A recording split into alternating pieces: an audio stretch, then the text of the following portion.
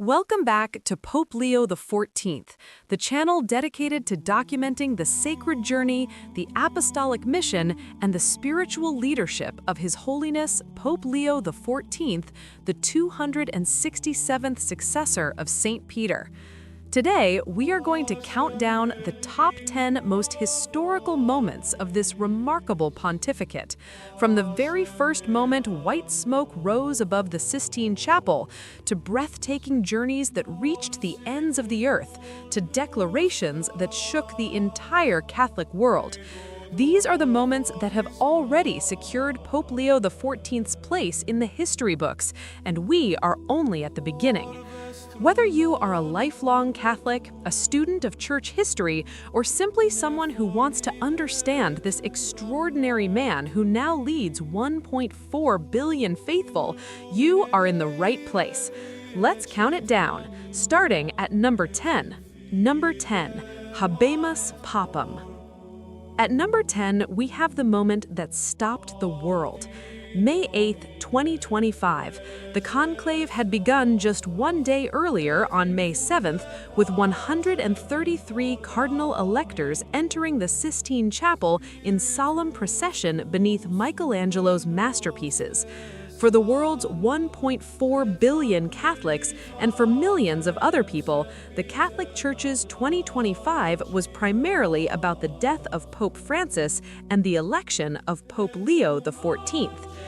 At just after 6:07 p.m. local time, white smoke appeared from the chimney of the Sistine Chapel, followed immediately by the ringing of the great bells of St. Peter's Basilica, confirming and signifying that a new pope had been elected. The square erupted. Tens of thousands of pilgrims, tourists, priests, and nuns who had gathered in St. Peter's Square broke into tears, applause, and prayer all at once. And then came the announcement that nobody had fully anticipated. Cardinal Robert Francis Prevost, the 69-year-old American prefect of the Dicastery for Bishops, had been elected the 267th successor of St. Peter, taking the name Leo XIV. Cardinal Prevost entered the conclave as a cardinal and left as Pope Leo XIV, the first pope in history from the United States of America. This was a moment of pure sacred shock, and the greatest moments were still to come. Number 9, his first words, "Peace be with you." At number 9, we have the moment the new pope introduced himself to the world and revealed in just 3 words everything about who he is. From the central loggia of St. Peter's Basilica, Pope Leo XIV stepped out before the roaring crowd and spoke his very first words, "Peace be with you." Those 3 words were not casual. They were chosen with total intentionality. He then explained, "It is the peace of the risen Christ, a peace that is unarmed and disarming, humble and persevering, a peace that comes from God, the God who loves us all unconditionally." The word peace was repeated 11 times in that first address. The phrase unarmed and disarming peace immediately became a hallmark of his pontificate.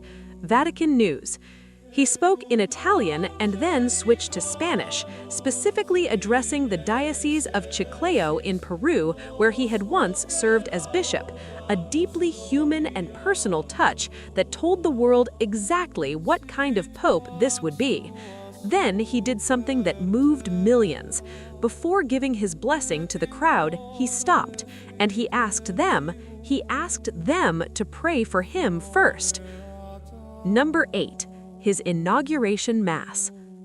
At number 8, we have the solemn, magnificent inauguration Mass that formally launched the pontificate of Pope Leo XIV before the universal church and the entire world.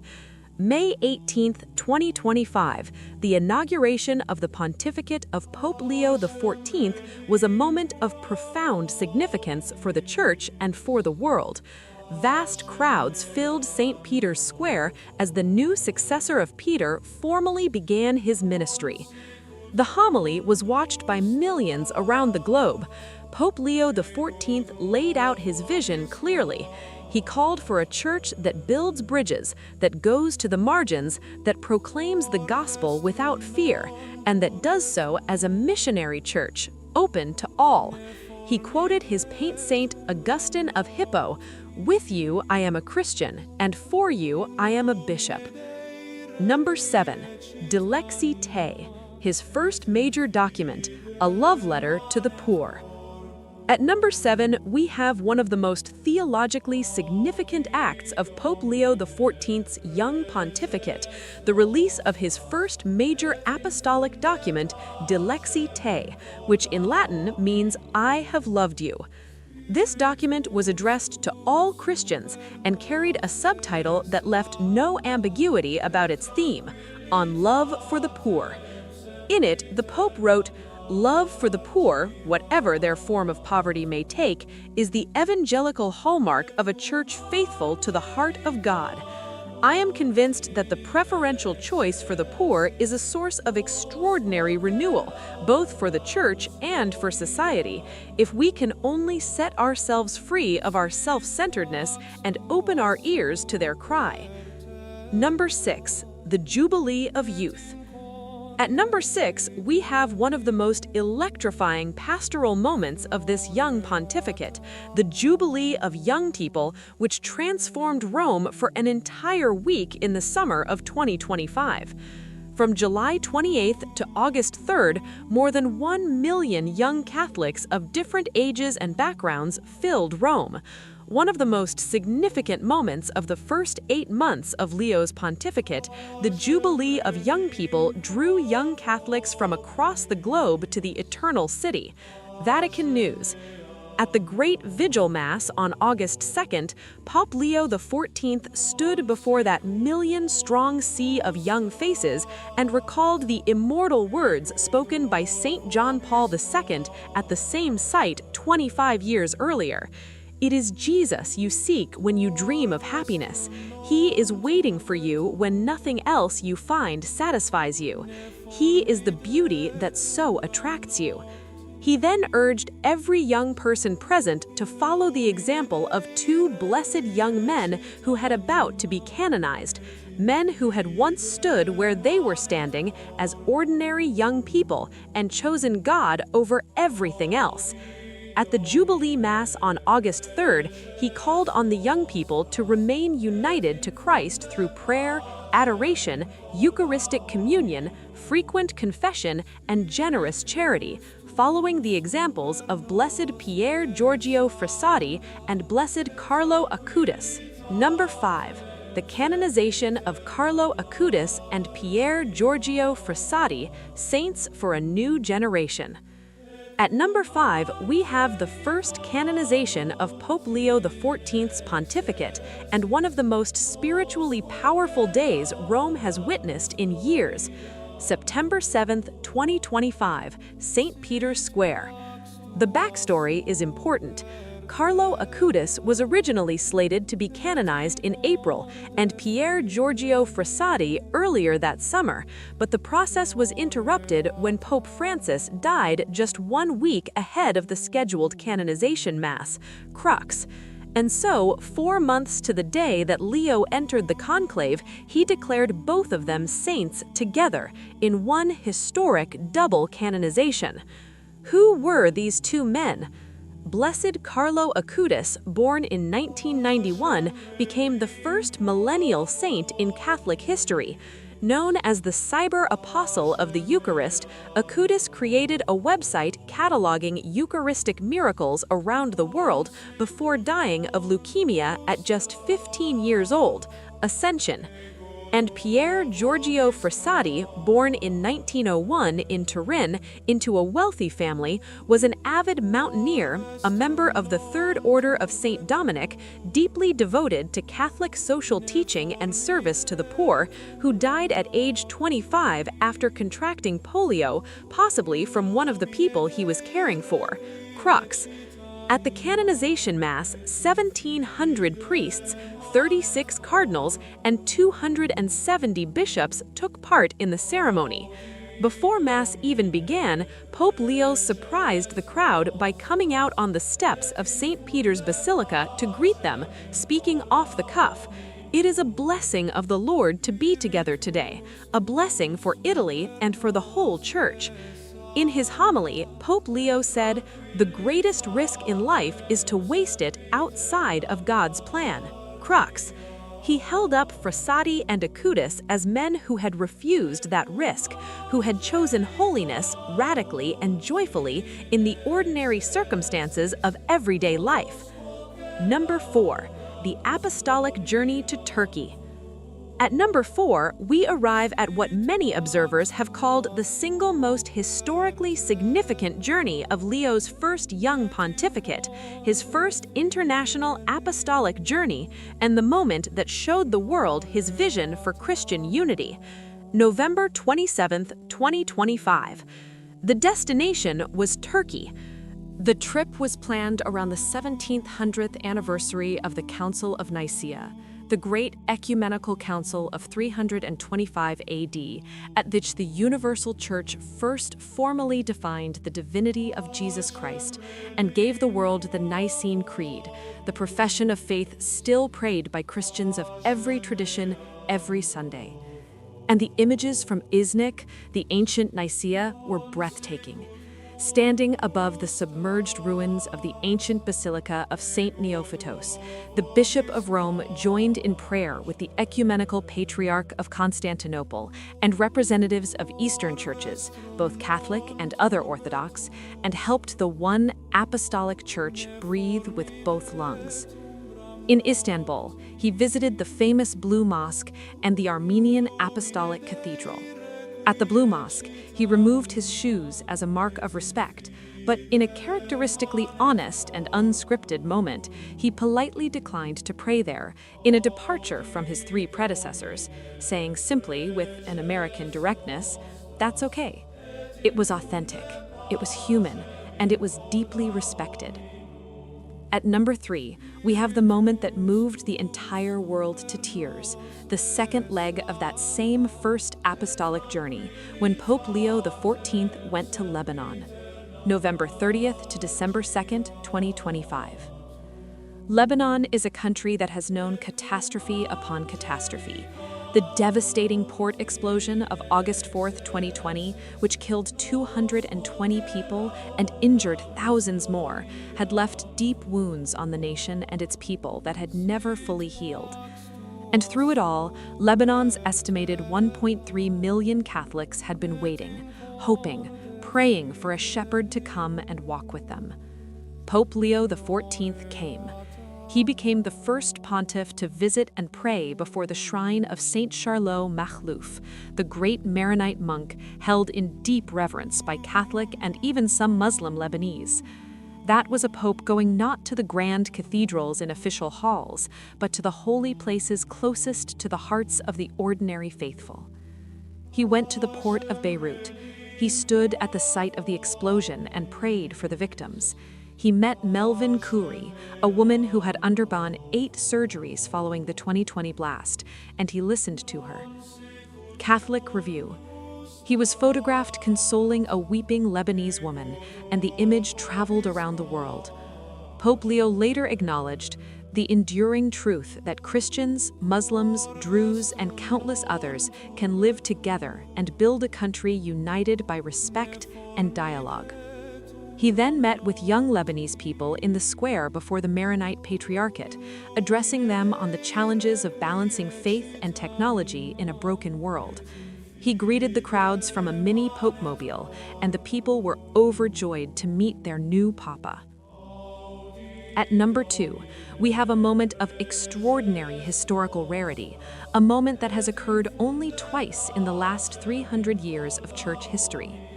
January 6th, 2026, the Feast of Epiphany. Pope Leo XIV closed out the Vatican's 2025 Holy Year, capping a jubilee that saw 33 million pilgrims flock to Rome, and a historic transition to the first American pontiff. With cardinals and diplomats looking on, Leo knelt in prayer on the stone floor at the threshold of the holy door of St. Peter's Basilica. then stood and pulled the two great doors shut, symbolically concluding the Jubilee Year of Hope. And here is the history. Only once before, in 1700, has a holy year been opened by one pope and closed by another. Pope Francis had opened this holy door in December 2024. 8 months later, he was gone, and now it fell to his successor to close it. 2 popes, 1 jubilee, an event that will not be repeated in our lifetimes. At the closing Mass, Pope Leo spoke of the Jubilee tradition of appeals for peace and redistribution of the land and its resources. He said, "In the place of inequality, may there be fairness, and may the industry of war be replaced by the craft of peace." He was not speaking in abstractions. He was speaking to a world still convulsed by wars and divisions, and the square, filled with thousands of pilgrims huddled under umbrellas in the January rain, heard every word. And finally, at number 1, the most current, most breaking moment of Pope Leo XIV's entire pontificate. A moment that happened yesterday, a moment that has already entered the history books, and a moment that in just 9 hours told the whole world exactly who this pope is. March 28, 2026, the Principality of Monaco. Just after 7:20 in the morning Rome time, the helicopter carrying Pope Leo XIV lifted off from the Vatican heliport, marking the start of his apostolic journey to the Principality of Monaco. No presidential motorcade, no commercial flight, a helicopter. 2 of the world's smallest sovereign states communicating across the Mediterranean sky. And why did this moment shake the world before it had even begun? Because of what it represented historically. This was the first papal apostolic visit of the modern era to Monaco, an event awaited for nearly 5 centuries. The last pontiff to officially visit Monaco was Pope Paul III in the year 1538. Let that number sink in. 1538. Henry VIII was still alive, the Council of Trent had not yet opened, Michelangelo was still painting, and no pope had set foot in Monaco until yesterday. The arrival at the Prince's Palace. 2 small states, 1 big message. Pope Leo XIV traveled to Monaco from the Vatican by helicopter and was welcomed by Prince Albert and Princess Charlene, beginning his visit with a private meeting at the Prince's Palace. A crowd waving Monaco and Vatican flags and children in yellow hats waited to receive him in the palace square. Now, the choice of Monaco itself raised eyebrows around the world. The visit raised questions about why he chose a place known for its wealth and reputation as a playground for the super-rich for his first foreign trip of 2026 and his first in Europe outside Italy. But anyone who understands Pope Leo XIV already knew the answer. He went precisely because it is Monaco. He went not to celebrate its wealth, but to challenge it. He went not to entertain the powerful, but to call them to conversion. Scheduled during Lent and almost 3 weeks before an intense planned trip to Africa, the Pope's 10-hour visit to this center of luxury reflected a journey calling for purification and conversion. When Pope Leo XIV stepped onto the famous Gallery of Hercules balcony of the Prince's Palace, standing beside Prince Albert, Princess Charlene, Crown Prince Jacques, and Crown Princess Gabriella, he looked out over the crowd below and spoke words that no resident of Monaco was expecting. Within your community, many people hold positions of considerable influence in the economic and financial spheres. The kingdom of God, to which Jesus dedicated his life, comes among us and shakes up the unjust configurations of power, those structures of sin that create chasms between the poor and the rich, between the privileged and the discarded. The Cathedral of the Immaculate Conception, the gospel in defense of man. From the palace, Pope Leo XIV made his way through Monaco's narrow, cliff-hugging streets to the Cathedral of the Immaculate Conception, a breathtaking Romanesque Byzantine structure built in the late 19th century. The cathedral can hold more than 1,000 people, and it is the final resting place of Philadelphia-born Princess Grace Kelly and her husband, Prince Rainier III. There is a personal dimension here that no one missed. The first U.S.-born pope and Prince Albert share American connections, given Prince Albert's mother, the Hollywood actress Grace Kelly, married Prince Rainier III in 1956. And now an American pope stood in prayer above her tomb, in a cathedral built on a rock overlooking the Mediterranean. Inside that cathedral, Pope Leo XIV addressed Monaco's Catholic community with theological depth and pastoral warmth. He spoke of the gift of the gospel as a defense of every human person, and he challenged the church in Monaco not to allow the diversity of nationalities and wealth levels within its community to ever become a source of division. He reminded them of St. Paul's great declaration: "There is no longer a Jew or a pagan, slave or free, man or woman, because all of you are only one in Christ Jesus." In a principality that is among the wealthiest and most cosmopolitan places on earth, those are revolutionary words. Louis II Stadium. Pope Leo XIV speaks to 15,000 faithful on the eve of Holy Week. And then came the climax of the day, the moment that reverberated across every Catholic news outlet in the world. Pope Leo XIV celebrated Mass at Louis II Stadium in Monte Carlo, with about 15,000 faithful present, during his second apostolic journey. The stadium, built in 1985 with a capacity of over 18,000, is famous the world over for football and entertainment. On this day, it became a cathedral. At approximately 5:45 in the evening, the helicopter carrying Pope Leo XIV departed Monaco for its return to the Vatican. 9 hours, 4 stops, one prophetic message delivered with serenity, charity, and total conviction. And as his helicopter disappeared over the Mediterranean and back toward Rome, the faithful in Monaco and millions watching around the world were left with a question ringing in their hearts. When was the last time a world leader stood in the most powerful room in the room and told the powerful exactly what they needed to hear? That is Pope Leo XIV. That is number one, and that is why, 10 months into this remarkable pontificate, the faithful love him. And there you have it, the top 10 historical moments of Pope Leo XIV's pontificate so far. From the white smoke over the Sistine Chapel on May 8, 2025, to a helicopter landing in Monaco on March 28, 2026. From a canonization that made a millennial a saint, to a pope standing above 15,000 faithful and calling out the idolatry of power and money on the eve of Holy Week. This pontificate is still in its first year, and already the history being made is extraordinary. Let me know in the comments which moment moved you the most, and if there is a moment from this pontificate that deserves to be on this list, drop it below. We read every single comment on this channel.